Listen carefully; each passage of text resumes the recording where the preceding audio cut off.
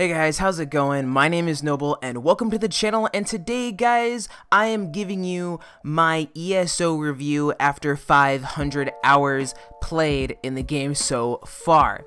If you're interested in seeing how my thoughts and perspectives have changed over the course of me playing this game, I have a new player review and an ESO 100 hours later, guys, so you're gonna want to check those out if you want to see some perspective. But guys, before we get started, if you would not mind smashing the like button, as it helps out the YouTube algorithm to just get the video out to new players and people searching for this kind of content, and if you find it enjoyable and helpful, don't forget to subscribe. I upload every week and stream twice a week as well. You can find everything in my channel description or in the community tab. Also guys, timestamps are posted right here on the screen if you want to jump around to a specific area of the game, but I'm going to try to make this as detailed as I possibly can for the hours that I have played, guys. But without further ado, let's go ahead and jump right into ESO 500 hours later. Alright guys, the first thing I want to talk about is the overall feel after 500 hours before we get into the nitty gritty. I have done a lot in this game. I haven't done all of it, but I have done a lot, and I have not found myself either feeling burnt out or just not wanting to play. Sure, if I have a long, like, 6-hour gaming session, I may not play for maybe a day, or maybe not quite. I play every day, but like I may not play as long the next day, but I'm still finding myself coming back to play every single day because there is stuff to do. There is incentive to come back and play. So after 500 hours, I'm still loving it, still enjoying every single aspect. Nothing has gotten boring, repetitive, or tedious, because that tends to happen when you play MMOs. Sure, things are like repetitive and tedious in nature, like dailies and crafting and stuff like that, but that hasn't really become boring in the sense that I don't want to go and do those things every day. So I think that's a core distinction to make when we're talking about games like this. With that out of the way guys, let's go ahead and jump into the PvE. So for me personally, I've only done one trial, and that is Cloud Rest. I did that during the Somerset event over the summer, and that was fun. I do dungeons pretty much every day because not only do I get gear from it that I'm trying to grind, but I also get the daily done, which if you don't know, you get dailies for PvP, PvE, crafting, PvE missions, stuff like that. So you're gonna want to do those every day to get your experience, to get gear, and to get other cool cosmetic things throughout the game. But I find myself really enjoying the PvE. If you are new to the channel and haven't seen any of my previous work, I am a pretty big PvPer from my previous game. So finding myself enjoying a lot of the PvE content is something new and refreshing, and definitely an unexpected but pleasant change to my gaming life. I have not done any really hard content because I've still been trying to figure out the specific kind of build I want, the class that I want, and what really works best for me. I just decided on a class recently that I'm going to main, so I'm going to be working on gear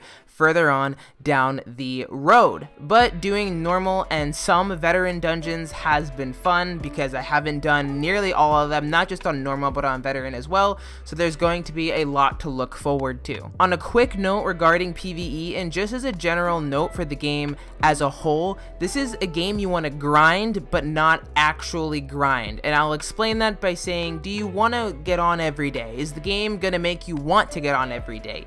Yes, and obviously I encourage you to play as much as you want, but what you don't want to do in this game guys is level grind. There is nothing that will take you out of this game faster than just grinding for levels, because you're going to lose the experience not just of leveling but of exploring and unlocking things. If you try to go from 1 to 50 in a week or in a day, to me I just think that is a waste of, not a waste of time, but like a waste of time, because you're definitely not going to go back and do all those quests, you know, maybe when you're 50, maybe you will, maybe you won't. And since a lot of the missions are essentially the same for everyone, there may be some unique ones here and there, you can probably do them at any time, but you're unlikely to be doing them at level 50 unless you're like, I don't know, a content creator like myself who's going to stream them or something like that. So I would definitely encourage you guys to take your time while leveling, especially the first character. If you want to speed level other tunes, you know, that should be, you know, your decision, like do whatever you want,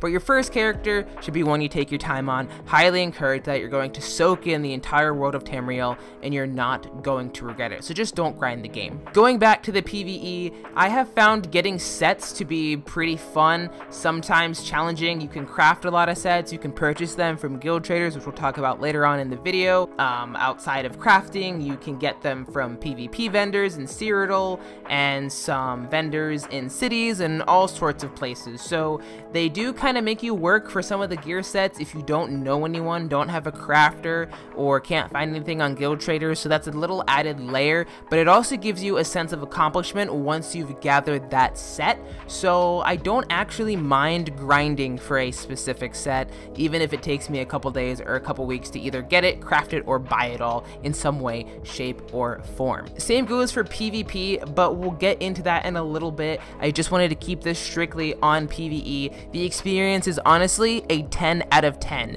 We could talk about questing as well as a whole and how well they really put together their storylines and really bring you into each sort of zone that you're working through. I'm currently doing the Elsewhere story, and I am finding myself in love with all of the characters, so be sure to do all the zone and DLC quests if you have ESO Plus and even have any of the expansions purchased through crowns or, you know, real life currency as well. Now guys, I want to talk about the PvP. Now like I said in the PvE segment, PvP is my bread and butter from my previous game, so this is obviously something I wanted to check out. And if you refer back to my 100 hours later or my new player review, my opinion has not really changed regarding PvP. It is fun. It is a new way to play. The ESO's kind of like hybrid slash combat, action combat system actually makes for a fun PvP experience, because not only do you have to sort of aim with ranged classes, but you got to be in actual melee range, and your melee abilities will cancel if you end up leaving melee range. So it really has you on your toes, requires a little bit more brain power than some other just basic tab target games where you already know you're going to hit someone from a certain distance. If you're behind someone, sometimes an ability won't do the damage it should, or even if you're beside someone, there are a lot of things to think about when doing Battlegrounds, which is the grab bag of PvP zones and maps that you can try with various game types. And then you have World PvP, which is in Cyrodiil. This has been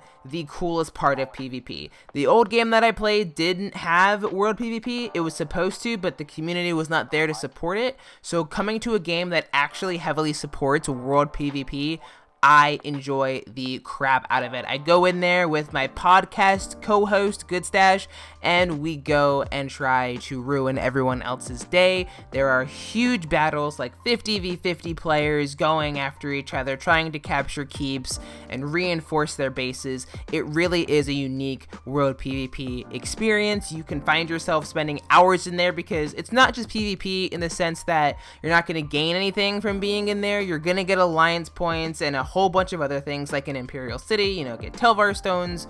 So much to offer in World PvP. So if that scares you, don't, because there's always groups out there and people you can run with to spend your time with. You're gonna meet a lot of fun people, so don't be intimidated by the World PvP. Go in, find a group, join up, assault to keep. It's going to be great. Battlegrounds is a little bit tricky right now, considering that they do not allow you to queue with groups, and this is really my only big gripe with PvP and the game at this point. It does not support group queuing for Battlegrounds. It was at some point, and they took it away to do some balancing, I guess. There was some matchmaking issues, but I hope they bring that back very soon, because I want to get into Battlegrounds with my friends. I don't want to just queue solo and play with a grab bag of people. It kind of makes the game a little chaotic, almost a little too chaotic, especially if you're trying to complete something, do an objective, get an achievement, so on and so forth. Playing with just random people every single time can make that difficult. So I hope they fix that soon to bring it back. That would be my only gripe with PvP. Overall, I'd have to give it about a 9 out of 10. I don't think that changed from my last two videos. Still really enjoy it, still do it every day, but I am finding myself doing a lot more PvE. But PvP is there all the way, 100%. Definitely need to get in to do it. There is no question about it. moving on, guys, to the crafting. Now, how does this crafting system, really work? It's actually pretty nice. It takes a long time. If you want to be master crafter, you're going to spend probably a year's worth of time to get everything that you need, which sounds crazy to some people, but this is an MMO. You're designed, like the game is designed to be played for a long time. So imagine getting 9 trait crafter after a year and a half, however long it takes you to do it, and just feeling that accomplishment. You're gonna get some cool rewards and stuff from completing certain things, whether you get certain dyes from destructing or like deconstructing a bunch of different materials from style pages and crafting motifs. You're not going to feel like crafting doesn't matter. This is one of the MMOs where I feel like crafting is a integral part of this game, so you do not want to slack off on crafting if you're going to be playing the game for a long time, because like I said in the previous PvE segment, if you want to craft your own gear, you're gonna have to get your crafting up, you're gonna have to get your research up. I do have a crafting guide on my channel for beginners. If you want to know more information on that, we'll link that down below in the description, so be sure to check that out if that interests you. But I find myself enjoying crafting. There are crafting dailies that also give you gold, so that is helpful when you're trying to buy gear or put more money into crafting, to buy recipes, to buy mats that you need if you can't go out in the world and get them or find them, or maybe you're not leveled up enough to even remotely get them. So being able to get those materials on the guild trader is actually a pretty nice thing to have when you get the gold from doing your daily writs. Alright guys, this is something that I have been really excited to talk about, and I want to talk about the social aspect and the atmosphere of the game / community. This has been one of the most welcoming, open, friendly communities I have ever been a part of. I have just started covering ESO a couple months back. I have joined up with some really cool and popular streamers to talk ESO. I have my own podcast called Scroll Talk Podcast, where I have a ton of community members come in. We talk. I talk to other ESO YouTubers like Hack the Minotaur.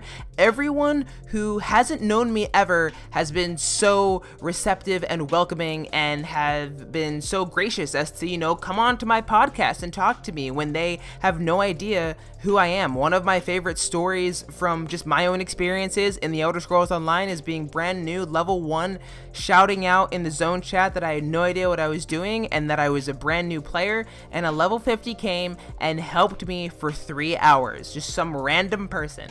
Everyone's always looking for groups. It's not that hard to get into PvE or PvP groups. If you're looking for someone to play with, they are just so welcoming. Obviously, it's an MMO, so you're gonna have your trolls, you're gonna have your, mean-spirited, awful people, but that goes with anything that you play in the gaming industry. But this is an overwhelmingly positive community, especially over on Twitter and on Twitch. I love the communities over there. I also love my YouTube guys over here, so shout out to you, Hack. It's been awesome hanging out with you in Discord and getting to talk with you on the podcast. But if you guys are looking for a place to just come together and leave your essentially real world, problems behind and meet new people and, become real life friends with them, this is the place you're gonna do it for sure. I could not recommend this community even I couldn't recommend it enough. I just am getting tongue-tied, but that's legitimately how I feel about the ESO community. I'm going to be doing collabs with some streamers as well. It's just been a really fun time. Sure, you've got those people who are like, oh, I gotta be pulling XYZ amount of DPS for this and that, and maybe they'll kick you from an occasional group. But if you're new in a dungeon and you say that you're new, everyone's like, hey, no problem, let's go, it'll be easy, I got you. And that takes off a lot of pressure, especially if you're new to an MMO and don't know, the atmosphere, don't know the etiquette or what to do. That really goes a long way for new players. So by all means, guys, come hang out with everyone here. Just shout out and chat, come, hang out on Twitter, on all the streams on Twitch. One person comes to mind that I really enjoy watching. It is Hyper Pixie. She has a really good community, so you're going to want to go and check that out. I'll link her Twitch down in the description below if you guys are interested in that at all. But guys, I don't mean to go, super long on this, but it really is my favorite part of playing the Elder Scrolls Online so far, is meeting all of the people and spending a lot of time with not just, you guys here who watch my videos, but, other streamers' communities, and meeting their fans and seeing how they interact with, their streamer and stuff. It really is a wonderful time, and I would not trade the experience for anything at all. Now guys, I want to talk about a little bit of the downside of ESO. Not that there's a downside, but like some negatives or pros and cons. This I guess would be the cons part of the video. So pretty much guys, the game does not really tell you how to play, which is both good and bad. This game gives you an incredible variety of freedom, incredible amount of freedom, and that's good and bad, because you may not know what to do, and it can be very daunting as a new player, trying to figure out, how the skill point system works, how the attribute system works, champion points, so on and so forth. They didn't do a really good job with, getting you onboarded with crafting after the first initial training missions, especially when it comes to the provisioning and the alchemy skills. It doesn't tell you what you need or where to find it. It just gives you kind of hints, and you have to go out in the world to kind of find it, which to some people is kind of cool, kind of gives you a little bit of like a scavenger hunt type feel. But other times when you're just trying to learn something for the first time and don't want to spend an hour looking for a mountain flower or something, then that can be a little bit discouraging as a new player. I remember saying for my first video on this game that I almost got completely taken out of crafting because I didn't really know what to do, and the game, after the initial quest steps to start crafting, did not help that much at all, but I was able to figure that out, so it wasn't a big deal in the end, and crafting has been one of my favorite parts of this game right now. So it's fine with that specifically, but just know you're probably going to be looking on YouTube a lot once you start, and that's okay. Like, that's part of it, right? Like, it really comes down to, being able to find the things that you're looking for. People have a ton of good guides on here, whether it's crafting, PvE, PvP, top tier dungeons, costume designs. Like, there's a whole lot that you can do and that you can find tutorial wise here on YouTube, and there are some even written guides as well. I will do my best. I know I don't ever really link a lot of stuff in my description, but I will link people's written guides and websites for resources for you to check out if you want to know, more about a specific thing. But that is probably, your best bet, is to go out and research stuff. There's a lot of resources out there, so be sure to check those out when you have some time.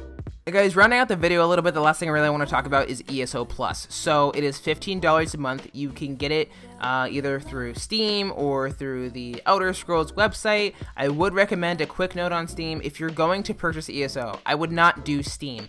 I made the mistake of getting the game on Steam, and whenever Steam has issues, it means ESO has issues. So it may sometimes trick you into thinking, oh, your game's not installed, or you actually didn't purchase it, or you have to re-buy it. It's just a lot of crazy things, and that's nothing to do with ESO. It's more on Steam side. So if you already got the game on Steam, okay, you're already there. But if you can get it through the Elder Scrolls Online website, I would do that as well. Nothing against Steam, it's just not the greatest experience, and has not been the greatest experience for me, and sometimes I continue to have issues with it. But going back to ESO Plus, $15 a month, you get 1,650 crowns every month for being a subscriber to ESO Plus, and there are a lot of benefits to it as well, like the craft bag, because that's where all of your crafting materials will go, and they won't get stored in your main inventory, because when you start out, you're not going to have a ton of bag space, and without that bag space, your inventory is going to fill up quick, and it costs gold to upgrade bag space. So if you don't have in-game currency or anything like that, subscribing to ESO Plus for a little bit to get that craft bag is going to be super for you, pretty much essential if you're going to be a crafter or even do a lot of stuff in end game. So I feel like ESO Plus is a must if you're going to get serious about the game.